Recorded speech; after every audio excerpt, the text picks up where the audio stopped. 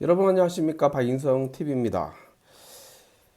지난 토요일이었죠. 더불어민주당하고 그 좌파 시민단체들이 재상병 특검을 요구하면서 촛불 집회를 열었습니다. 그러니까 박근혜 대통령 당시에 그 우병우 민정수석이 국정농단을 방조했다라는 혐의로 수사를 받고 구속당했습니다. 하지만 대법원에서 무죄 확정이 났습니다. 이와 관련해서 제가 이제 말씀을 드리고 싶은 것은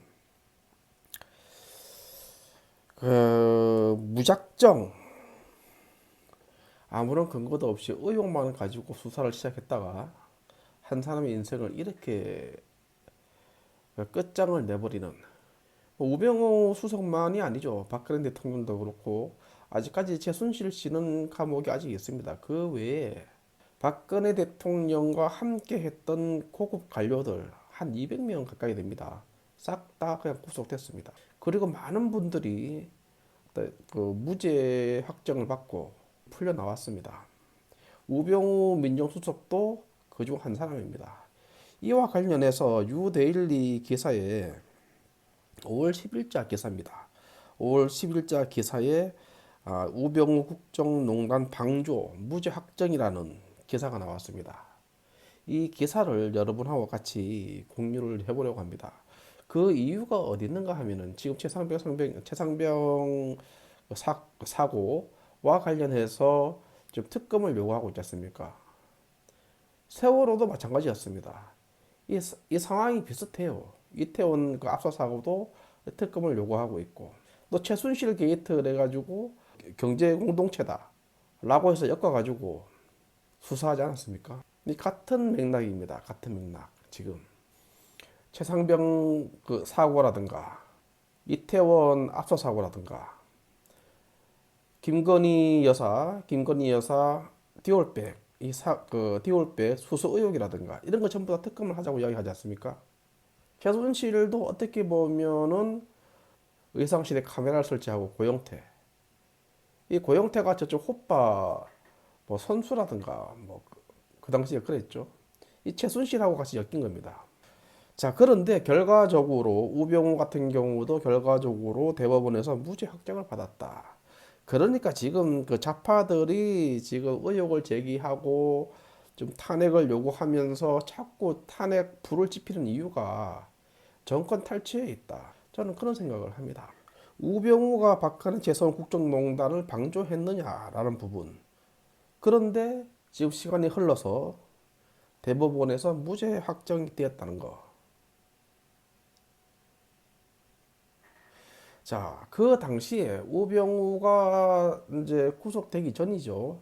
우병우는 결국 구속됐지만 그 전에 박근혜 대통령 그 탄핵을 위해서 세월호 촛불이 한참 진행이 됐고 그 과정 속에서 또 최순실 게이트가 터지고 이러지 않았습니까? 그러면서 그 박근혜하고 최서원의 국정농단은 우병우가 이제 방조했다라고 해서 그 당시에 언론에서 얼마나 그 난리를 쳤습니까? 조중동은 물론이고.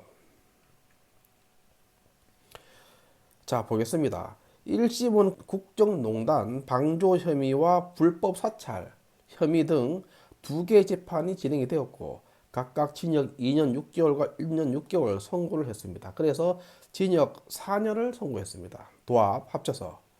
2심에서는 국정농단 방조 혐의와 진보 교육감 사찰 혐의를 무죄로 판단했습니다. 다만 기타 인사들에 대한 사찰 지지 혐의는 유죄로 판단되었다고 합니다. 그 강화문에 가득 찬 그 촛불 때문에 그 압력에 못 이겨서 특검이든 아니면 재판관이든 그 힘에 밀려가지고 이렇게 선고를 한 것이고 나중에 시간이 지나서 법리적으로 따져보니까 죄가 없더라 이렇게 된 거 아닙니까? 자, 아까 제가 말씀드린 거 계속 연결해서 이야기해 보겠습니다. 자, 박근혜 대통령 당시 우병우 청와대 민정수석 비서관에 대한 대법원 확정 판결에 관한 언론 보도. 자, 언론 보도에서 주목할 만한 것이 바로 국정농단 방조였는데 그것이 무죄로 끝났다라는 부분입니다. 자, 우병우 악마하에 같이 광분했던 언론들이 있었죠. 6년 전에 이제 1심 판결은 국정농단 방조 피고소 사실에 이제 유죄를 선고했고, 그리고 언론의 논조도 지금과 다르지 않았습니다. 마치 악마를 준엄하게 응징하는 듯한 그런 분위기였습니다. KBS는 뭐라고 보도했는가 한번 보겠습니다. 박근혜 정부 국정농단 사태의 핵심 인물 가운데 하나로 지목됐던 우병우 전 민정수석에게 실형이 선고됐습니다. 라고 보도를 했습니다. 박근혜 정부 국정농단 사태의 핵심 인물, 국정농단의 핵심 인물이다, 이렇게 당시 KBS는 특정했습니다. 자, 그리고 재판부는 우병우 전 수석이 자신에 대한 특별감찰관 조사를 노골적으로 방해했으면서도 반성하는 태도도 전혀 없다, 이렇게 말을 했습니다. 뭘 반성을 합니까? 특별감찰관실에서 조사를 하고 있는 것에 대해서 방해를 했다는 거죠. 민정수석인 우병우가 그렇게 했다는 겁니다. 거기에 대한 어떤 반성이 전혀 없다, 이렇게 지금 이야기를 하고 있는 것입니다. 그리고 직권남용, 우병우의 직권남용, 국정농단 비위 행위에 대한 직무유기를 유죄로 인정한 판결이다. 사람을 완전히 잡는 거죠. 한 사람 인생을 조지는 겁니다. 그렇게 해놓고는 문재인이가 정권을 잡고 그 김정숙이는 뭐하고 다녔습니까? 타지마할 비행기 기식을 6,800만 원치 먹었다나? 그걸 다 어떻게 먹는지 몰라. 그걸 소를 몇 마리 잡아야 되죠? 6,800만 원이면? 응? 자, 이렇게 무죄가 났는데도 불구하고 지금 언론에서는 거기에 대한 어떠한 뭐 오보였다라든가, 아니면 잘못했다라든가, 아니면 뭐 악마화했다라든가, 아니면 우리가 잘못 알고 있었다라든가, 아니면 선동에 넘어갔다라든가, 무슨 말이 있어야 되는데 전혀 그런 말이 없어요. 전혀.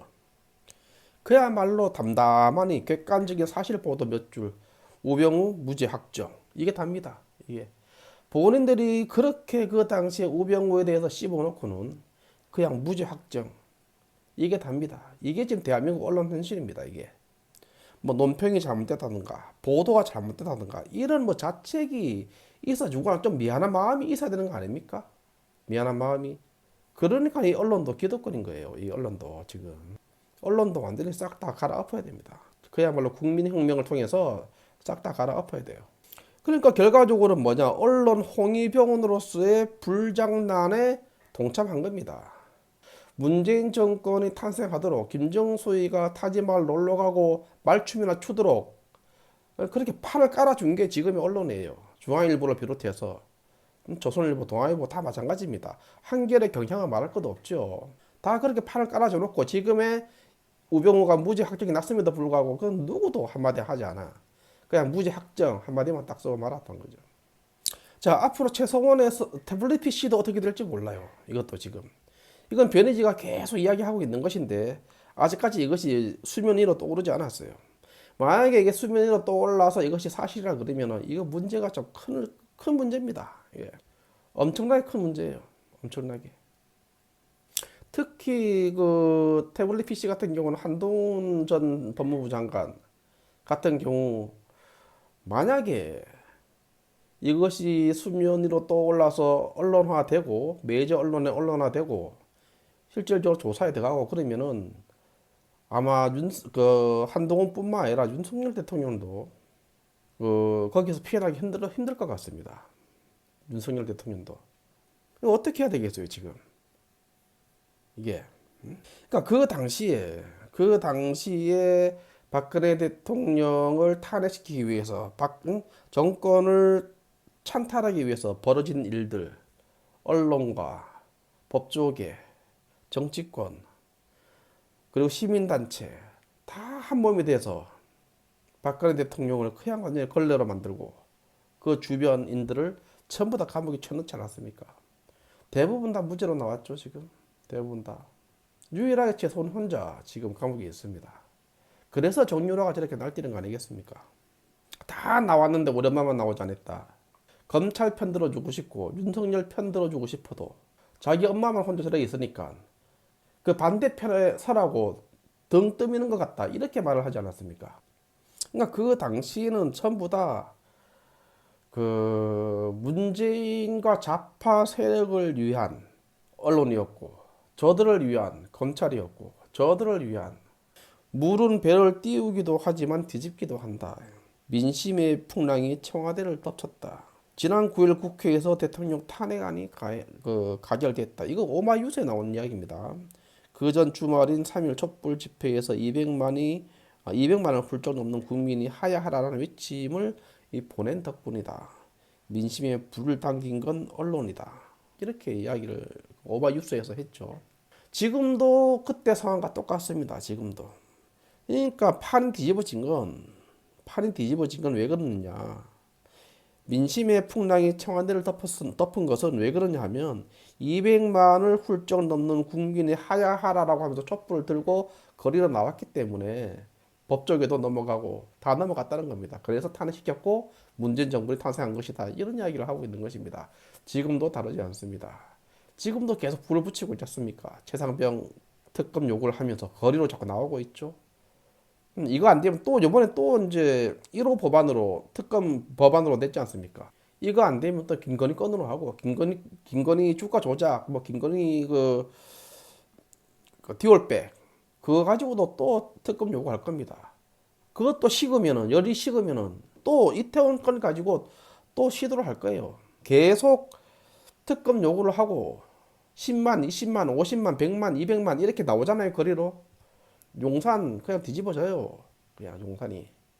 그러기 때문에 지금 범죄자들을 빨리 감옥에 넣으라고 하는 겁니다. 이재명을 비롯해서. 박근혜 대통령이 탄핵된 것은 대한민국이 탄핵된 것이다. 제가 아주 오래전 유튜브 그 쇼츠에서인가요? 제가 한 말이 있습니다. 지금 윤석열 대통령도 마찬가지입니다. 윤석열 대통령이 탄핵당하거나 이렇게 할 경우는 대한민국이 탄핵당하는 거하고 똑같아요. 국민이 뽑아줬고 그 국민이 대한민국의 주인이기 때문입니다. 그래서 윤석열 대통령이 탄핵당하는 것은 바로 대한민국이 탄핵당하는 것이다. 대한민국을 뒤엎는 것이다. 이 좌파 세력이. 저는 그렇게 봅니다. 그렇기 때문에 이재명이가 지금 더불어민주당 당 대표로 있고 또 그가 지금 범죄 혐의가 얼마나 많습니까? 지금 얼마나 흘렀어요, 시간이 지금. 사건이 일어난 것부터 시작을 해서 지금까지 치면은 어떤 거는 거의 한 20년이 다 된 것도 있을걸요, 아마. 15년 이상 된 거 있을 겁니다, 아마. 성남 FC부터 해서 대장동, 위례, 얼마나 많아요. 백현동, 뭐 그 돈을 뭐 저수지 어디를 추적한다 그러고 하는데 하루라도 빨리 이 범죄자들을, 신속하게 수사를 하고 빨리 기소를 해서 재판에 넘겨야 된다. 그리고 그 구속시켜야 된다. 자, 이런 말씀을 드리면서 영상을 마치도록 하겠습니다. 예, 감사합니다.